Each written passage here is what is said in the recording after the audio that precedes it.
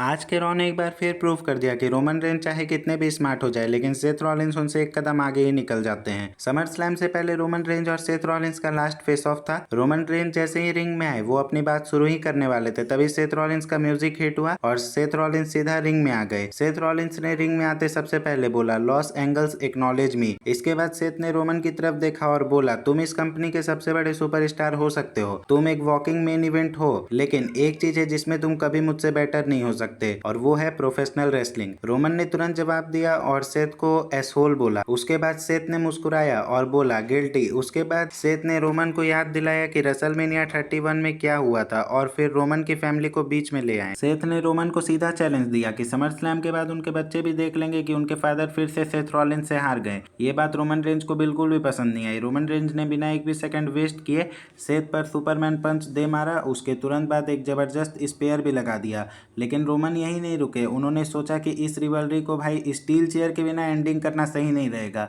इसलिए Roman Reigns चले गए रिंग के बाहर और रोमन रेंज ने स्टील चेयर अपने हाथ में ले लिया। और जैसे ही रोमन रेंज स्टील चेयर लेके रिंग में आते हैं भाई, मानो कि सेथ रॉलिंस इसी पल का इंतजार कर रहे हैं और इसी पल का वेट कर रहे हैं। रोमन रेंज जैसे ही स्टील चेयर लेके रिंग में एंट्री करते हैं, सेथ रॉलिंस बिना एक भी सेकंड वेस्ट किए रोमन रेंज को एक जोरदार स्टॉम्प लगा देते हैं स्टील चेयर के ऊपर और मंडे नाइट रॉ को इस बार भी अपने नाम कर लेते हैं। भाई ये WWE कर क्या रही है?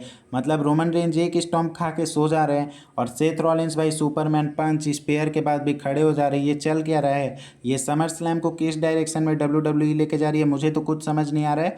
आप लोग को अगर कुछ समझ आ रहा है और आप लोग को अगर आइडिया मिल रहा है तो आप लोग कमेंट कर सकते हो कि समर स्लैम में कौन जीत सकता है। बाकी WWE अपडेट्स के लिए सब्सक्राइब कर लेना। प्रेडिक्शन वीडियो जल्दी आने वाला है तो चैनल पर बने रहना। मिलते हैं WWE के कोई नए अपडेट के साथ।